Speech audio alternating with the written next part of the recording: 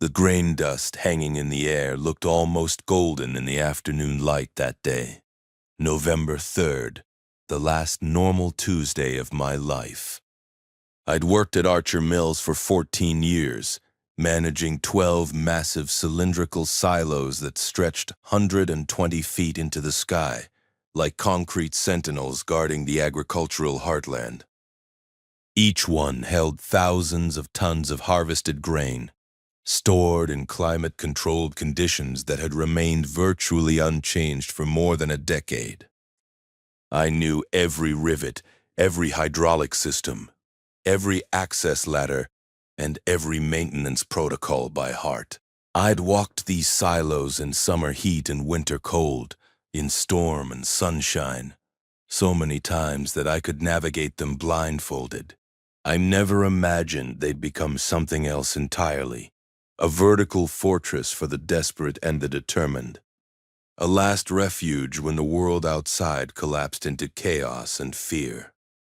I was finishing routine maintenance paperwork in the facility office when the first text came through at 3:47 p.m. My brother Marcus, who worked in emergency services an hour away in the city, sent a message that made my stomach drop with a weight I couldn't immediately explain. Don't go anywhere. Hospitals are overwhelmed. Something's happening. I remember staring at those words on my phone screen, turning them over in my mind like a puzzle I couldn't quite solve. Something's happening. That's what you say when a storm's coming, or when traffic is backed up on the interstate, or when a major accident has closed a highway, not when the world's about to end. But I knew Marcus.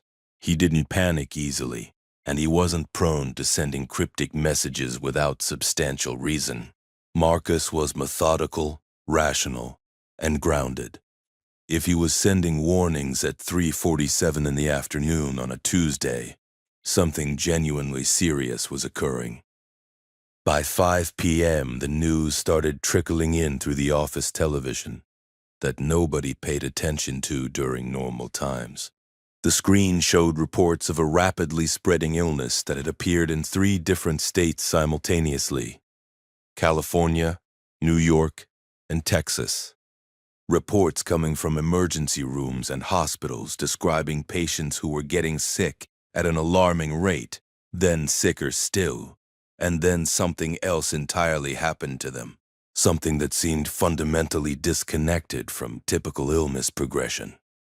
The news anchors were struggling to articulate what they were describing, using vague language about aggressive behavior and unpredictable responses to stimuli and unusual neurological symptoms.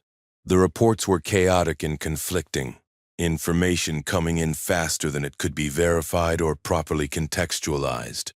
Nobody knew what they were dealing with, and the uncertainty created an atmosphere of dread that somehow felt worse than any concrete threat could have been. I was standing in the doorway of the facility office, watching the news cycle repeat the same fragmentary information over and over, when Derek burst through the door behind me with enough force that it slammed against the wall. Derek was my second in command, a reliable professional who'd worked at Archer Mills for 7 years and rarely displayed visible emotion beyond measured professionalism. His face was pale now, and he kept glancing back over his shoulder like something might be chasing him through the facility corridors.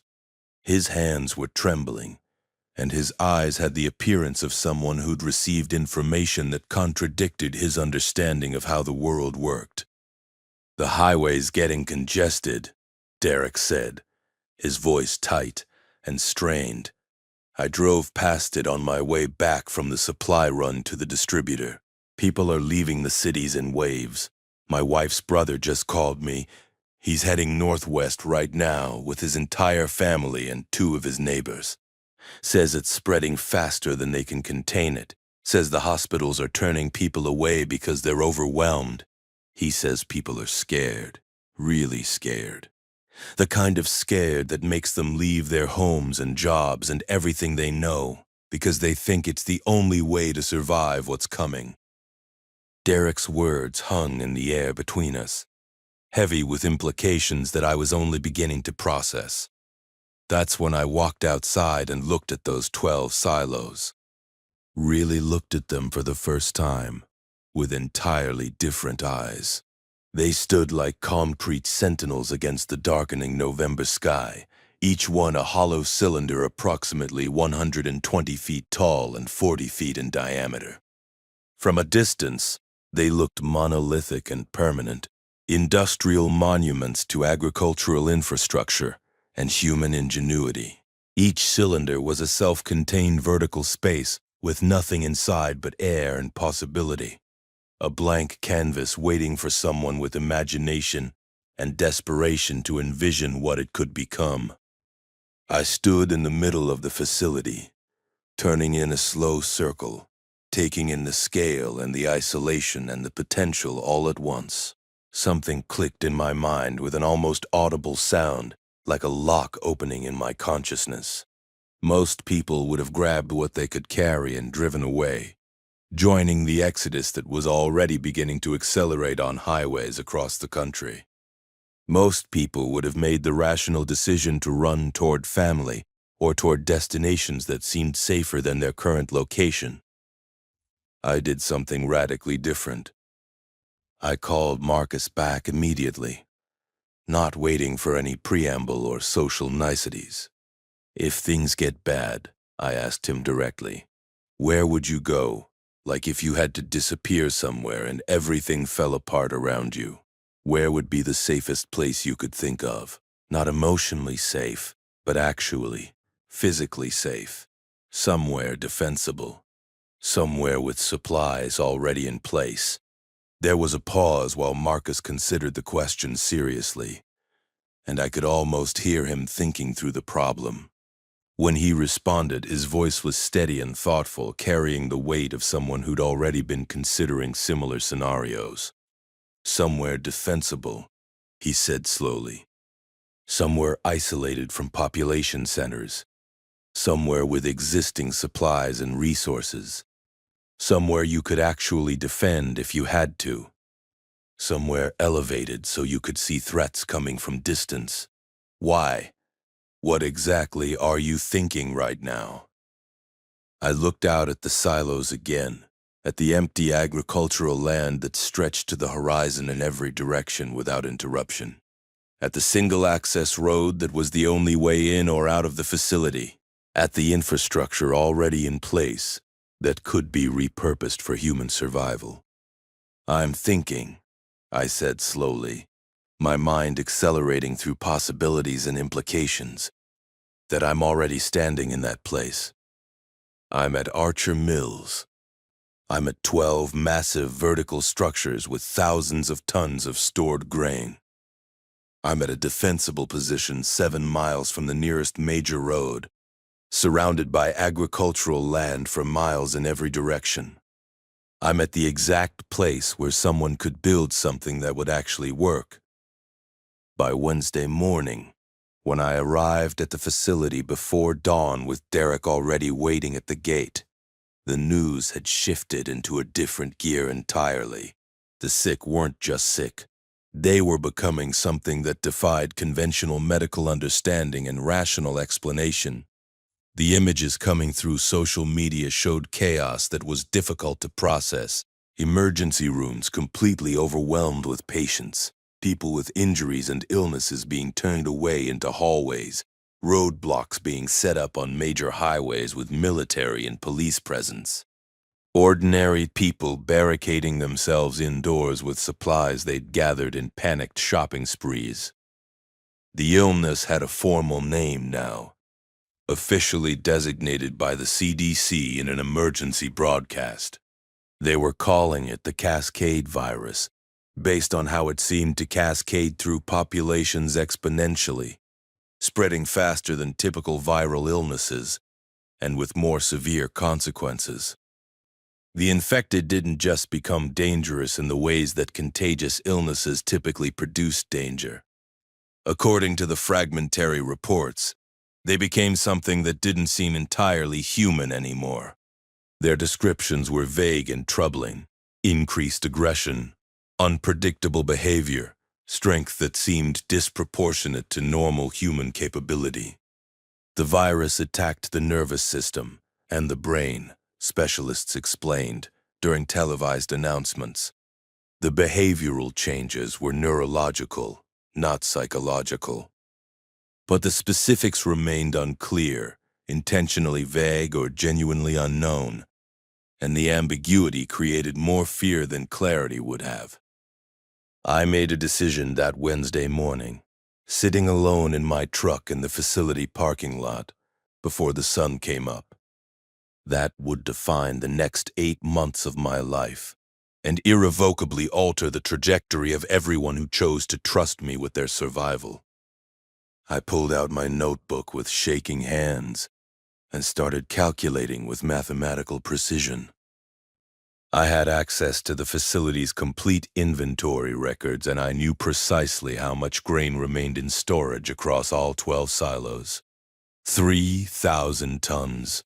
That translated to roughly 10.5 million pounds of raw grain distributed across the cylindrical towers. I started running numbers on paper, calculating caloric content from agricultural specifications, estimating how long that supply could sustain different population sizes if rationed carefully and supplemented with other food sources when possible. The math was rough and imprecise, but it worked well enough to be hopeful. 3,000 tons of grain, properly managed and rationed, could sustain a community of approximately 200 people for 6 to 8 months, depending on supplementation with other food sources and careful resource management. More importantly than the mathematical calculations, I already had it. It was here. It didn't need to be transported through increasingly dangerous territory or protected in transit. It was already behind a perimeter fence on isolated property that I controlled. It was already secure and accessible. The second thing I did was call everyone I trusted at the facility and beyond, reaching out to people who'd worked with me or for me over the years, people whose competence and character I could verify. Marcus came first. He drove straight from his emergency services station with his wife Sarah, a nurse who'd worked in emergency medicine for 12 years, and their 2 children, Michael, who was 14 and already tall enough to be mistaken for an adult, and Jennifer, who just turned 12 and had her mother's practical intelligence. I watched them pull up to the facility gate, and I saw Marcus take in the landscape with the same analytical gaze I'd been using since yesterday. He understood immediately what I was proposing, and I could see the decision crystallize in his expression. Derek arrived next with his truck already packed, driving with his wife Patricia and their 3-year-old son David. Derek had already been thinking along the same lines. He'd packed personal supplies, tools, and what looked like emergency medical kits, and his vehicle contained supplies for an extended stay somewhere. Behind him came Tom, a retired structural engineer who'd consulted on the silo system's maintenance for the past 5 years. Tom was 67 years old, still sharp as a blade, with the kind of analytical mind that had designed buildings and infrastructure across 3 decades. When I explained what I was proposing, his hand started shaking with something that might have been fear or excitement or the overwhelming recognition of a challenge that could actually matter. I couldn't quite determine which. "You want to turn these into living spaces," Tom said, not as a question, but as a statement of something he'd already deduced. We were standing inside Silo 7, the easternmost cylinder in our line of 12, and the acoustic properties of the concrete chamber made our voices echo in a way that felt almost prophetic. The interior was shadowed and cool, and dust motes hung suspended in the shaft of light from the access ladder above, creating what looked like a physical representation of time passing. The sensation was disorienting and vast, like standing inside an enormous cement tunnel that had been placed vertically instead of horizontally. I want to turn them into a community. I corrected him, my voice steady even as my hands gripped my clipboard with white-knuckled intensity. Each silo serves a specific purpose. Most become housing units. 2 become food storage and processing. 1 becomes a workshop and equipment center. 1 becomes medical. 1 becomes education and library. That leaves us with redundancy and flexibility. We build defensible infrastructure.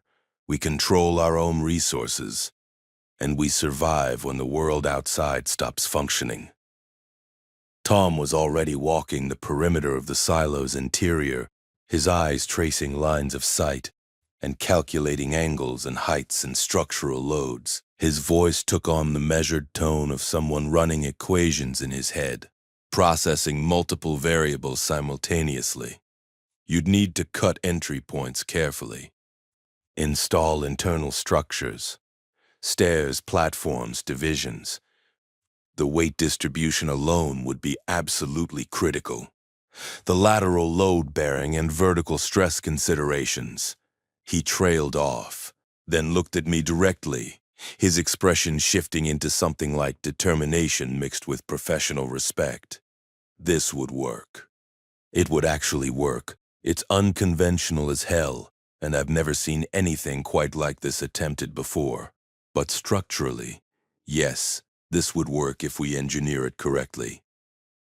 By Thursday afternoon, we had our core group assembled in the facility's main office, gathered around a table that suddenly felt like a war room, despite its ordinary appearance and standard office furniture. Besides Marcus, Sarah, Derek, and Tom, we recruited James, who'd spent 15 years in construction management before taking early retirement 2 years ago. His knowledge of building codes, structural integrity, project timelines, and logistics became invaluable within hours of discussing the project parameters. We also brought in Michael Chen, not to be confused with Marcus's son Michael, a former medical technician who'd left the healthcare field due to burnout, but hadn't lost his accumulated knowledge base. Paul joined us next. He'd worked in agricultural science and understood grain storage at a molecular level, including moisture content, microbial growth patterns, and long-term preservation techniques. Finally, we reached out to Kevin, an electrical engineer who'd been consulting on facility upgrades before the economic uncertainty started showing visible signs of strain. 8 people. That's how many of us decided to stay when everyone else was abandoning the highways, desperate to reach family or perceived safer locations, trying to find somewhere, anywhere, that felt more secure than the clearly collapsing infrastructure around them. 8 people decided to stay and build something that had never been attempted. The facility's isolation became our greatest asset in those early planning discussions. We were 7 miles from the nearest major road, surrounded by hundreds of acres of agricultural land that stretched to the horizon in every direction without significant population centers. The access road was a single 2-lane route that we could monitor, and if absolutely necessary, defend or restrict traffic flow.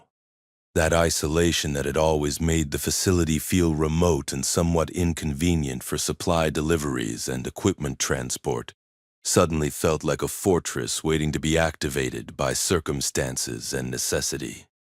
We worked through Thursday evening and all day Friday, mapping out the internal architecture with a precision that bordered on obsession.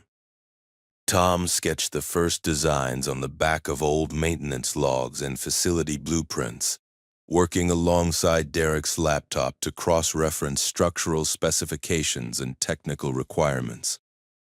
The 3 of us created a vision that seemed impossible until we started calculating the actual numbers and verifying them against structural engineering standards.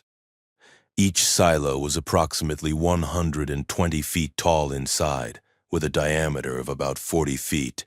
That meant roughly 188,000 cubic feet of vertical space per cylinder, an enormous amount of 3-dimensional real estate that had previously housed only grain, and required only climate control.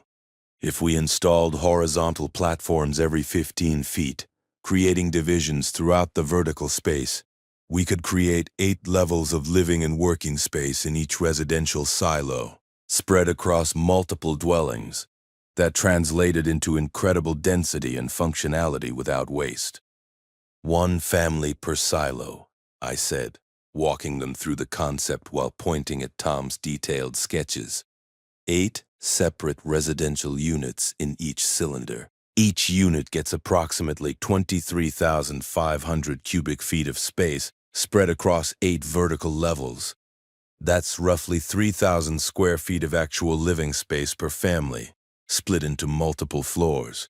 Upper level for sleeping quarters, middle levels for living and kitchen areas, lower level for storage and utility space.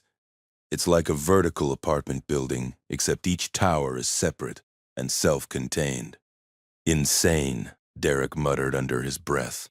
But he was already pulling up structural specifications on his laptop, cross-referencing maximum weight loads and safety margins with Tom's calculations.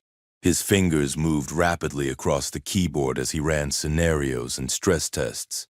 But possible. Actually, structurally sound and feasible, if we engineer it correctly and don't cut corners on safety protocols.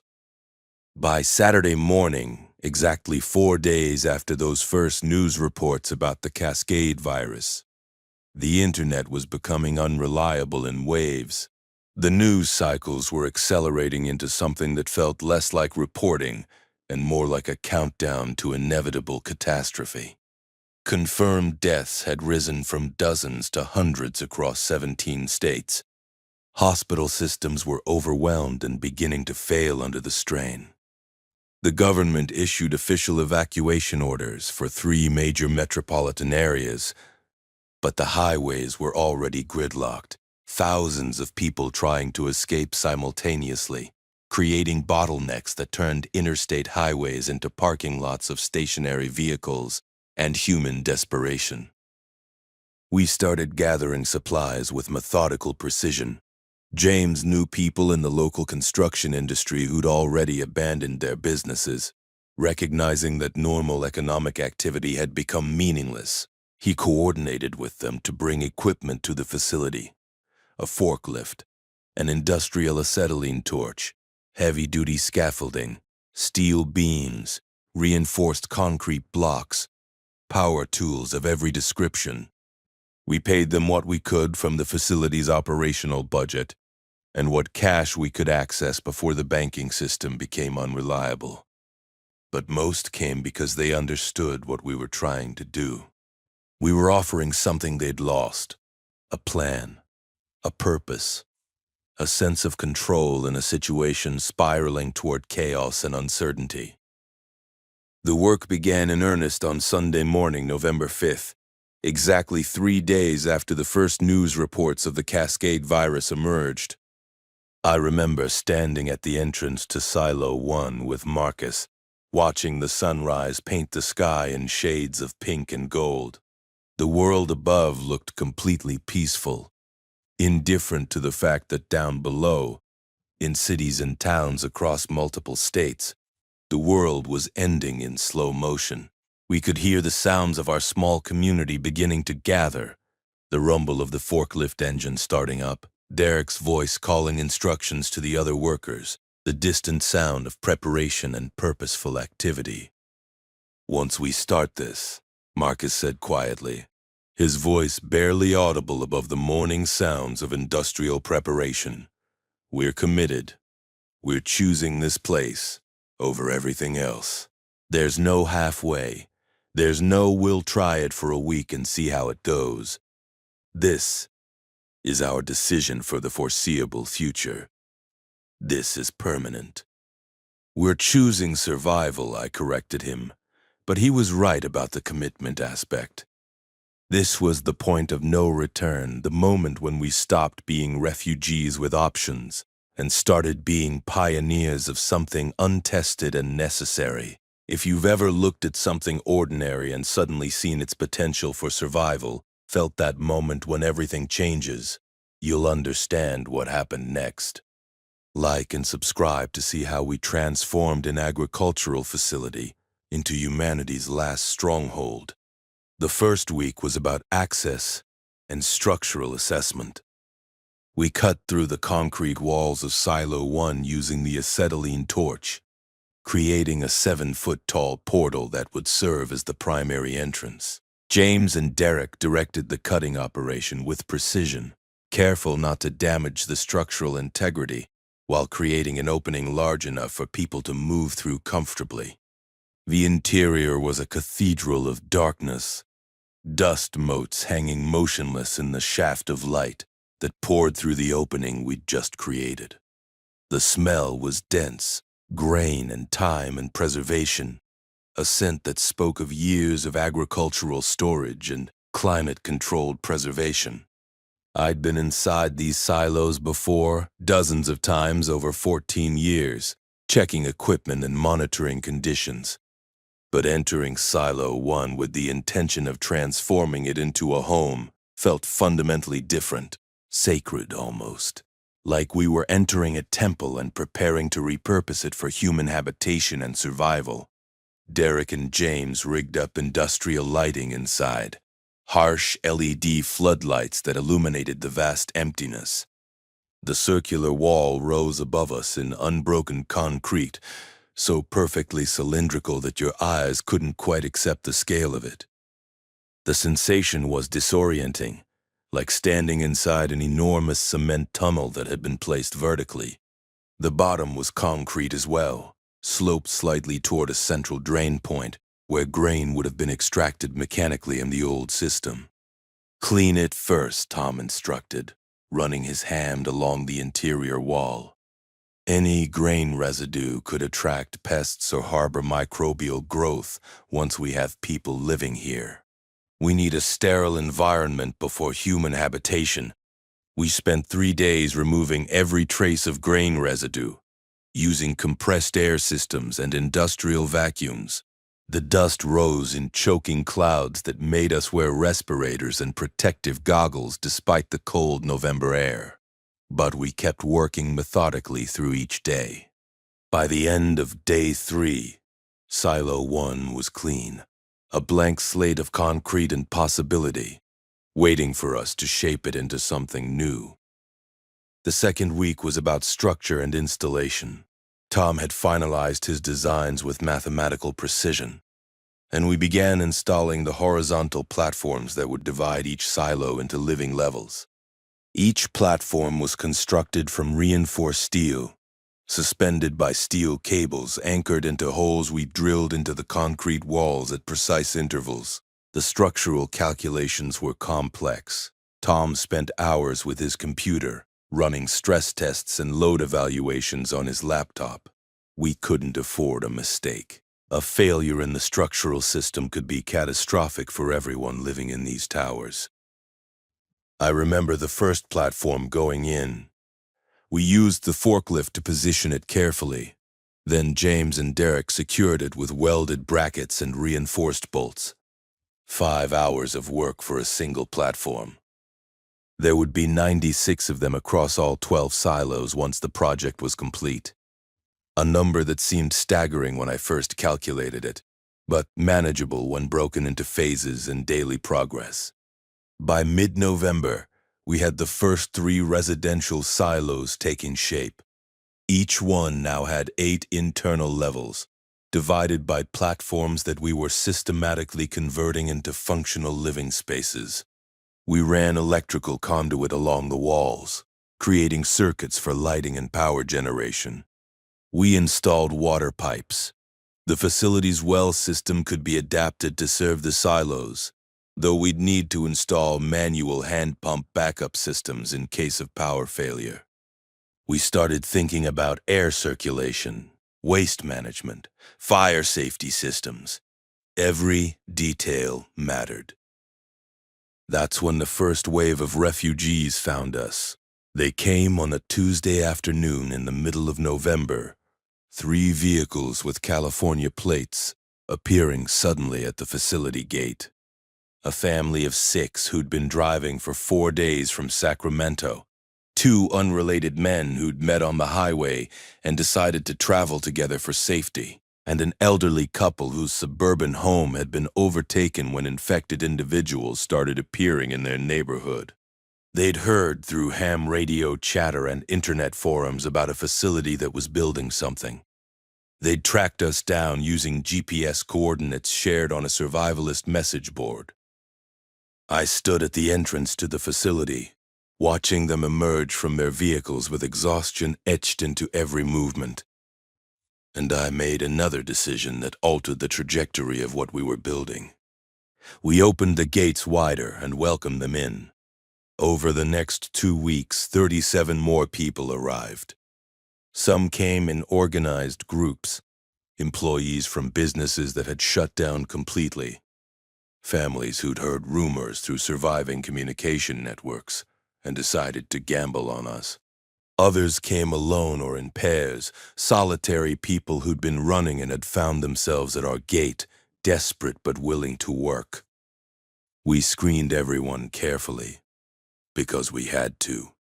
We couldn't risk bringing the infection inside our perimeter, but we kept the gate open to those who passed our screening process. By the end of November, exactly 4 weeks after that first text from Marcus about something happening, we had 127 people living in and around the facility. Some were in temporary housing, the existing farm buildings converted into barrack-style shelter. But the silos were becoming the permanent solution. We now had 5 silos configured as residential units, with a total capacity of 320 living spaces once fully completed. Each family or small group was assigned one of these cylindrical apartments, receiving 8 stories of vertical living space that felt strange at first but gradually became normal as people settled in and adapted to the unusual architecture. The architectural layout I'd envisioned was materializing faster than I'd expected, driven by necessity and the knowledge that we didn't know how long we had to prepare before external pressures became overwhelming. The outside world was still collapsing in ways that we could only partially observe. The news, when we could access it through deteriorating internet connections, spoke of entire cities being abandoned, of martial law being declared in multiple states, of the infected spreading through populated areas with terrifying speed and randomness. December 1st arrived with bitter cold, and the first families moving into Silo 1.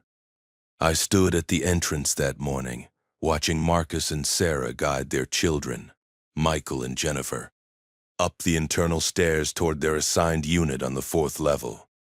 They looked small against the vastness of the cylindrical interior, dwarfed by the concrete walls and the vertical distance they'd need to navigate.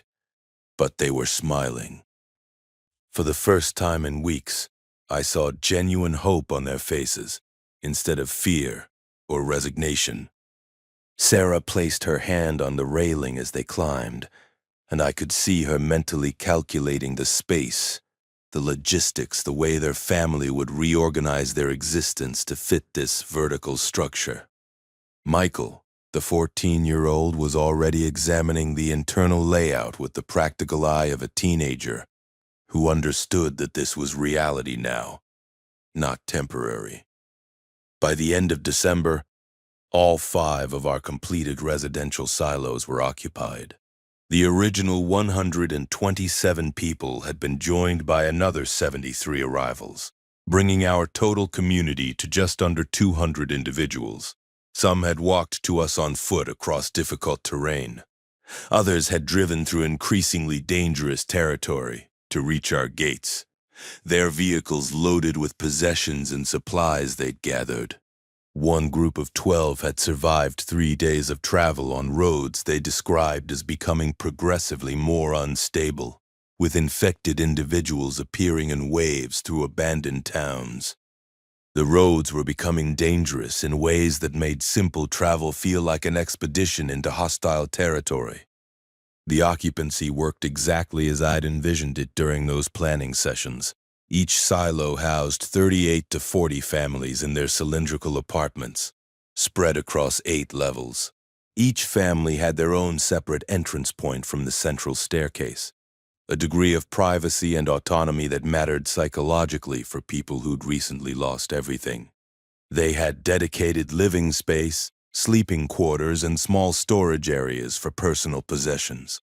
It wasn't comfortable by pre-collapse standards, but it was more than adequate for survival, and it was defensible in ways that traditional housing could never be. Derek had become my second-in-command in actuality, not just title.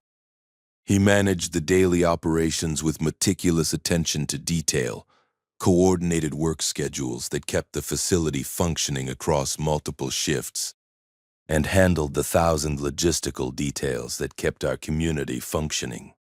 Tom worked with a growing team of volunteers to maintain structural integrity and plan expansions. James oversaw construction of the remaining 7 silos, now expanded to include not just residential spaces, but specialized functions. I moved through the community daily, visible and present, making decisions and taking responsibility for those decisions. Silo 7 was converted into our primary food processing and storage facility. Paul had designed a system using gravity and simple mechanics to mill the grain into flour and processable components. The lower levels became storage, with careful climate control to prevent spoilage and microbial growth. The middle levels housed the grinding equipment, large mechanical mills that could be powered manually if necessary.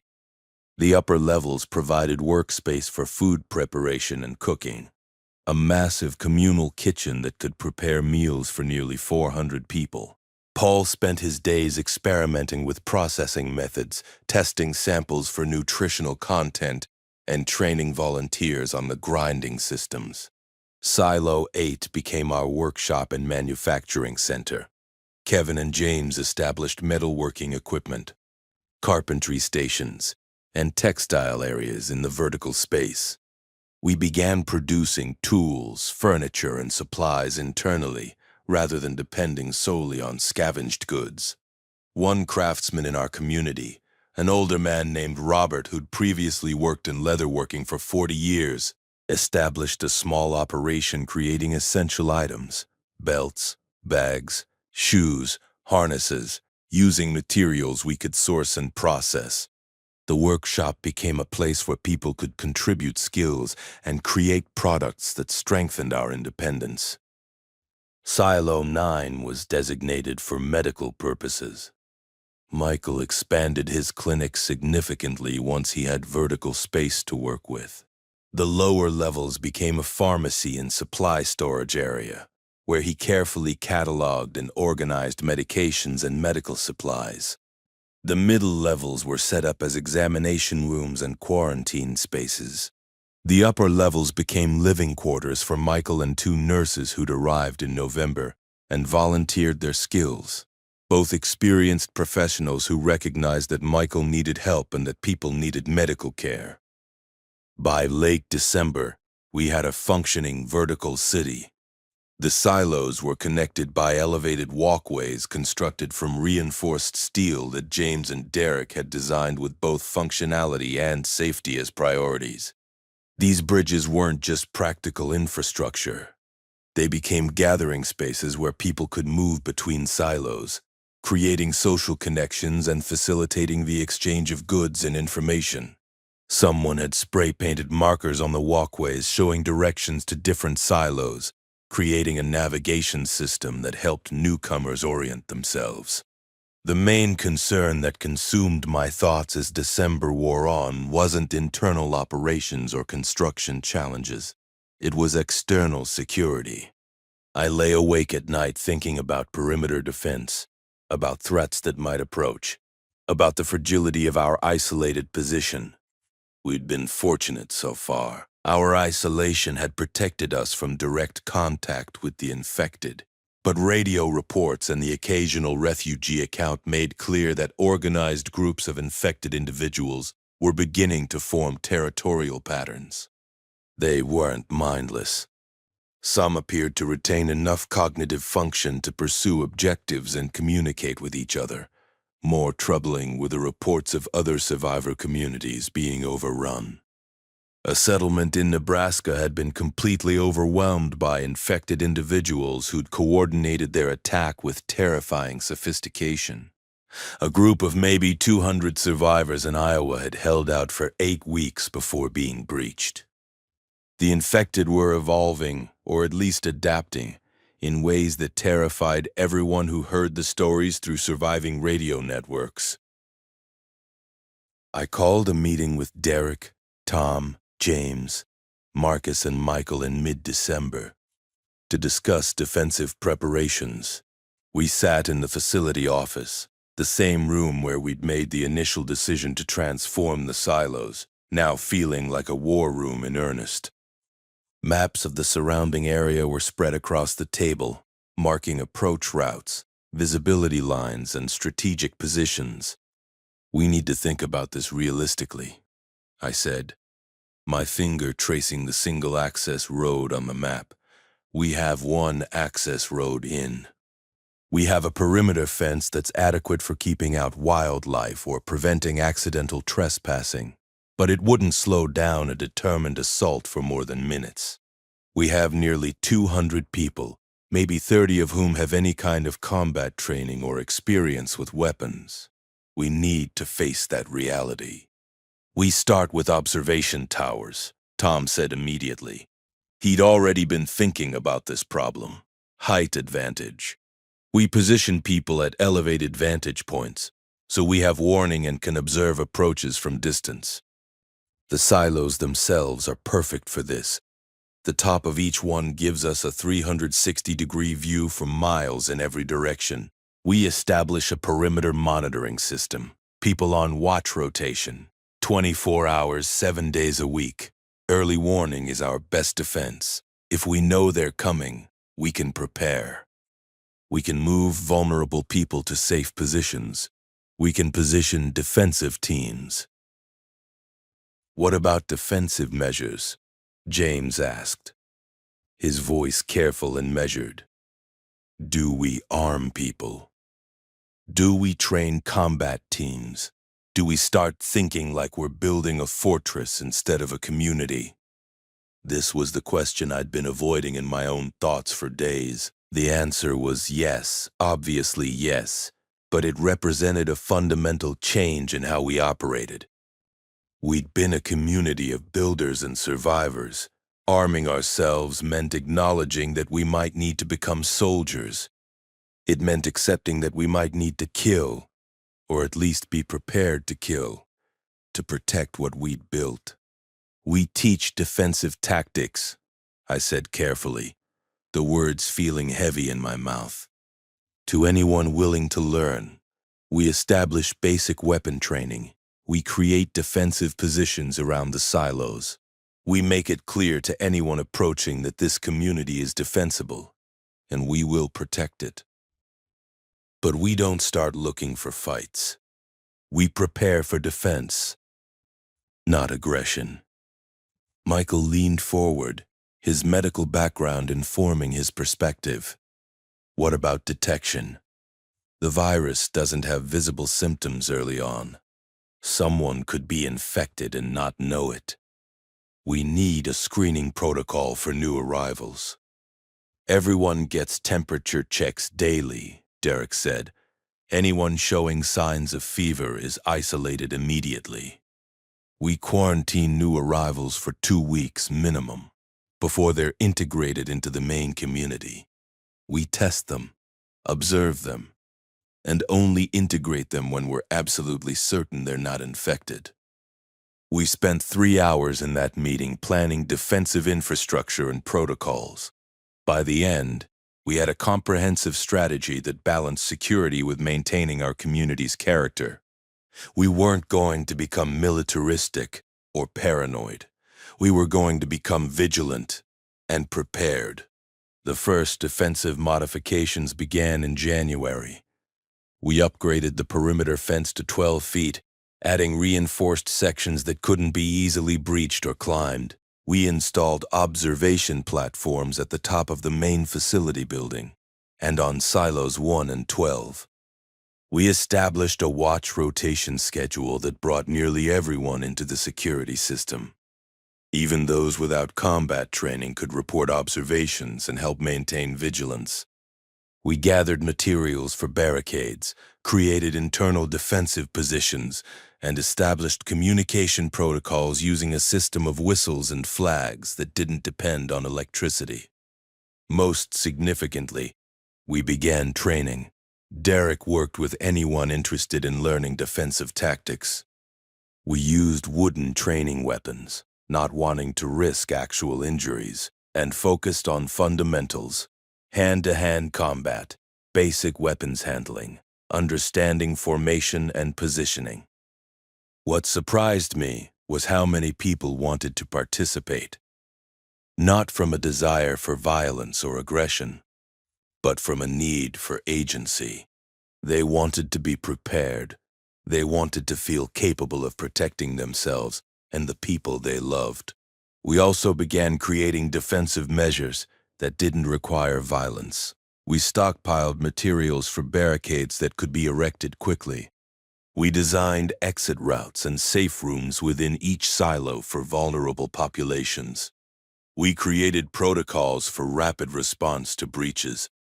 We stored defensive equipment, riot shields, protective gear, first aid supplies for combat injuries. We thought about scenarios and prepared for them methodically. If you've ever wondered whether ordinary people could build something extraordinary under pressure, whether communities could organize themselves for survival, you need to see what happened next. Comment below and tell me if you think this was possible, if you would have believed in this plan. The real change came in late January, when we finished Silo 11 and converted it entirely to defensive purposes. The lower levels became a weapons storage and training facility, organized methodically. The middle levels held armor and protective equipment. The upper levels were set up as command centers, where we could observe the surrounding territory and coordinate defensive responses. We positioned Kevin's best telescopes at the highest points, creating a surveillance system that gave us visual capability for miles in every direction. By February, our community had transformed fundamentally. We were no longer just survivors huddling in converted agricultural infrastructure. We were an organized, prepared, and psychologically ready defensive community. It felt different. The air itself seemed different. There was a sense of purpose beyond mere survival. We were protecting something we'd built together. But nothing truly tests a system like Crisis, and Crisis came on February 14th at 3:47 a.m., exactly 3 months after that first text from Marcus about something happening. The watch team spotted them first. Kevin, who'd taken up a position on the Silo 1 observation platform despite the bitter cold, radioed down with a voice that carried controlled urgency. Multiple figures approaching from the north. Not refugees. Coordinated movement, possibly infected. Derek was awake within minutes, and I was at the command center in Silo 11 within 10 minutes of the initial report. My heart was pounding as I climbed the stairs to the observation level, my mind racing through possibilities and contingencies. What we saw through the telescope was something I'd intellectually prepared for but emotionally wasn't ready for. Approximately 70 infected individuals, maybe more. The darkness made accurate counting difficult. They moved with disturbing coordination, not mindlessly shambling but purposefully advancing. Someone had organized them. Someone had directed them toward our facility. "They're coming to the gate," Derek reported, his voice steady despite the adrenaline that must have been flooding his system. "Slow approach. They're testing our perimeter. They're looking for weak points. Wake everyone," I ordered, my voice cutting through the pre-dawn silence like a knife. Not panic mode. Controlled alert. Calm and organized, get families to the safe rooms we designated. Get our defensive teams to positions. Now. The facility transformed within 15 minutes. Lights came on in cascading waves. People moved with purpose that surprised me in its coordination and efficiency. The community that had been sleeping moments before was suddenly awake, aware, and positioned for whatever was coming. The efficiency of it was remarkable, a testament to the training and planning we'd done, to Derek's leadership and the defensive preparation everyone had participated in. I stood in the command center, watching through telescopes as the infected reached the perimeter fence. They moved differently than any infected we'd seen before. They didn't immediately attack the fence mindlessly like I'd expected. They examined it. They tested sections, looking for weak points. They communicated with each other through sounds that were almost like language, growls and clicks and vocalizations that carried meaning and seemed to convey information. "They're intelligent," Michael said quietly from beside me, his voice carrying the weight of medical knowledge and scientific understanding. Or intelligent enough. Organized, at least. They've retained cognitive function to a degree we weren't prepared for. Ideas? I asked, needing tactical guidance. "We don't engage if we don't have to," Michael said. "We make ourselves look as hard a target as possible. We show them we're not worth the effort. Animals and infected alike usually follow the path of least resistance." I understood the strategy. Show strength. Make the cost of attacking seem prohibitive. Create the impression that attacking us would result in heavy losses for minimal gain. It was sound reasoning based on behavioral biology. "Turn on the perimeter lights," I commanded. "Full illumination of the facility. Make us visible. No shadows, no uncertainty. Make us look strong." The lights activated, bathing the facility in bright white illumination that made everything visible and clear. Every inch of our perimeter became visible in harsh detail. The infected individuals stopped their examination of the fence. They stood motionless, observing this sudden transformation. The effect was disorienting for them. I could see the hesitation in their body language. For 30 seconds, nothing happened. The tension hung in the air like something physical and suffocating. Then, one of the infected, clearly larger and more deliberate than the others, with a presence that suggested leadership or hierarchy, approached the fence directly. It examined the reinforced sections we'd built with deliberate care, running what might have been intelligent hands along the metal. Then it looked directly at the observation platform where Kevin stood, visible and backlit by the facility lights. It shrieked, not a scream of pain or mindless aggression, but something that sounded like communication, a signal, a command. The entire group rushed the fence simultaneously with coordinated aggression. The reinforced sections held. Our construction had been sound. The infected threw themselves against the barrier with incredible force, but it didn't give way. They pounded and pulled, searching for weak points, and found none. Our upgraded fence held firm under the assault, but the assault continued for hours. The infected didn't tire. They didn't seem to experience fatigue or pain in the way humans did. They maintained constant pressure against the perimeter, searching, probing, testing different sections. Every assault was repelled. Every breakthrough attempt failed. The night stretched on endlessly, a war of attrition between our defenses and their relentless assault. By dawn, the situation had fundamentally changed. The infected hadn't breached our defenses, but they also hadn't given up and left. They'd circled the perimeter and established what could only be described as a siege. They sat outside the fence, watching, waiting, and occasionally testing different sections with what seemed like methodical curiosity. "They're learning," Derek said quietly at dawn. And I knew he was absolutely right. Each assault was slightly different. Each attempt incorporated lessons from the previous failures. They were adapting, improving their strategy in real time. They were thinking. "How long can they maintain this?" I asked Michael, my voice carrying the weight of a question I dreaded the answer to. "Theoretically, indefinitely," Michael said. "They don't seem to require sleep or food. If they just sit out there, we're trapped inside. We can't leave. We can't resupply from outside. We can't move freely. Eventually, they have patience and we don't. Time becomes their advantage." The siege lasted 3 days.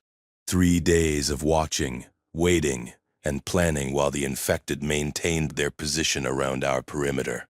We didn't have external resources. We couldn't expand our territory. We couldn't leave the facility. But we also couldn't sit passively and hope they'd leave. Hope wouldn't survive a prolonged siege. On the morning of day 3, I was reviewing options with Derek, Marcus, and Tom when Paul burst into the command center with an idea that seemed impossible until he explained it. His breathing was rapid, and his eyes carried the light of inspiration and desperation combined. "The grain," Paul said, breathing hard. "We've been doing it for weeks. The milling process produces dust, fine dust that's incredibly flammable. We have tons of it accumulated in storage. If we could introduce that dust into the area where the infected are concentrated, and introduce an ignition source simultaneously, we'd create an explosion," Tom finished, his eyes widening. "A grain dust explosion. They're common in agriculture. Massive, uncontrollable explosions. Completely devastating. The risk to the facility, the risk to our community, the damage to our silos, is less than the risk of being overrun," I said quietly, my decision crystallizing as I spoke the words, "is less than the risk of everyone here being slaughtered or infected." "Paul, can you set up what you're describing?" What happened next was a coordinated effort of engineering, logistics, and desperate calculation. Paul and Kevin worked together frantically to create a delivery mechanism. We had agricultural equipment designed for dispersing materials across fields. They modified it to distribute grain dust at high velocity toward the siege perimeter. We calculated wind patterns from the available weather data. We planned the dispersal with precision, and we waited for a moment when the infected were concentrated in a specific area. It came at dawn on day 4, February 17th. The wind shifted to our favor, and most of the siege force had gathered near the south gate, concentrated in a smaller area than usual. We had maybe 10 minutes to act before the wind patterns shifted again. I authorized the operation with a voice that sounded calm despite the internal chaos. "Do it," I said simply. A massive cloud of grain dust exploded outward from the facility, covering the infected in a thick cloud of fine particles. The dust hung in the air like an industrial fog, creating a visual and physical barrier. The infected began to move, agitated by the unexpected barrage. Some tried to advance toward the gate. Others fell back, confused by the sudden obscuration. If you've ever had to choose between remaining peaceful and protecting what you've built, between mercy and survival, you understand the weight of what happened next. Like and subscribe, because what comes next will change how you understand community and survival. And then, at the precise moment when maximum dispersal had been achieved, and the dust cloud reached optimal density, Derek triggered the ignition charge we'd set up. a simple mechanism using electrical current running through exposed heating elements positioned at the center of the dispersal zone. The explosion that followed was the most terrifying and impressive thing I've ever witnessed. The grain dust ignited in a spectacular mushroom cloud explosion that lit up the pre-dawn sky like a terrible sunrise. The force of the blast knocked infected individuals backward with violent force. Several were caught directly in the thermal blast. Bodies burned. The survivors, if enough of them were still functional after the explosion, scattered in panic, running away from the facility. For the first time, the infected were running away from us, not toward us. The siege was broken by a moment of terrible necessity. The explosion lasted perhaps 30 seconds. When the dust and smoke cleared, approximately 40 of the infected were motionless on the ground, either dead or incapacitated beyond the point of function. The others, roughly 30 survivors from the original 70, had fled back toward the access road, moving with what seemed like genuine fear or avoidance behavior. They were running. We didn't pursue them. We couldn't risk what might be waiting beyond our perimeter. And we wouldn't have wanted to anyway. We'd accomplished what was necessary. We'd survived. The infected didn't return. Not that day. Not in the days that followed. The siege was over, and our fortress had held. But the siege had changed us fundamentally. We'd crossed a threshold that couldn't be uncrossed. We weren't just defending anymore. We were capable of offensive action. We'd taken lives, or at least rendered infected bodies non-functional. The moral weight of that action settled on the community like a heavy blanket that we'd carry for the rest of our lives. The aftermath of the siege consumed February and early March. We repaired damage to the perimeter fence, making sure it could withstand future assaults. We maintained elevated security watch rotations, expecting retaliation that never came.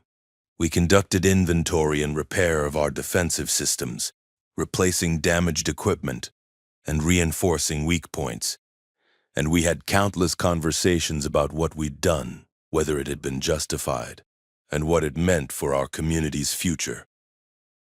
Michael organized counseling sessions in Silo 9, creating spaces where people could process what they'd experienced and the decisions they'd helped make. Derek worked with the defensive teams, normalizing what had happened, helping people understand that they'd acted in defense of vulnerable populations. I moved through the community daily, visible and present, taking responsibility for the decision I'd made to authorize the grain dust explosion. By late February, life had returned to something resembling normal routine, though the normality was different from what we'd known before. More vigilant, more prepared, more aware of the fragility of survival. The community had matured through crisis, developing resilience and understanding that survival required difficult choices. In mid-March, we completed Silo 10. This final residential silo brought our total capacity to approximately 400 people, and we were actually approaching that number. Refugees continued to arrive, though less frequently than in the early months. Word had spread through survivor networks about our facility, our organization, our defensibility. People came to us, drawn by reputation and the knowledge that we'd survived both construction and assault. The community culture had solidified by this point. We had established traditions and rhythms. Every evening, people gathered on the elevated walkways between silos to share meals prepared in our communal kitchen. We held weekly assemblies where decisions were discussed and made collectively. Not a pure democracy, as I maintained final authority on security matters, but as participatory as possible, given our circumstances and the need for decisive action. We established education. Michael Chen, who was a former college biology instructor before his medical career, began teaching basic science and medicine to anyone interested. James started courses on construction and engineering fundamentals. Multiple community members offered classes on different skills: farming techniques, cooking, textile production, basic accounting, and resource management. We created learning opportunities that would sustain knowledge and skills across generations. We created a library in one of the facility's original buildings. Someone had arrived with 200 books in a vehicle. We constructed shelving and created a space where people could access knowledge and literature, maintaining connection to human culture and learning. We established a governing structure that seemed to work. Derek became the operations director, managing daily facility functions. Paul became the resource manager, overseeing our supplies and food production. Michael became the medical director, managing health and safety. A council of 8 people, including myself, made major decisions. It wasn't government in any traditional sense, but it was organization and accountability in a system that people respected. By late March, exactly 5 months after we began, we had something that would have seemed impossible to describe in November.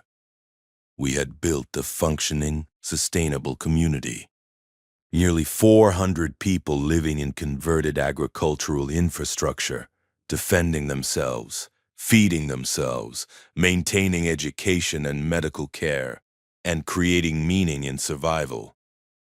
I stood on top of Silo 1 on March 28th, looking out across the facility I'd spent 5 months transforming. The 12 silos stood like a medieval castle made of industrial materials. The elevated walkways created a network connecting the towers. The perimeter fencing had become reinforced defensive walls.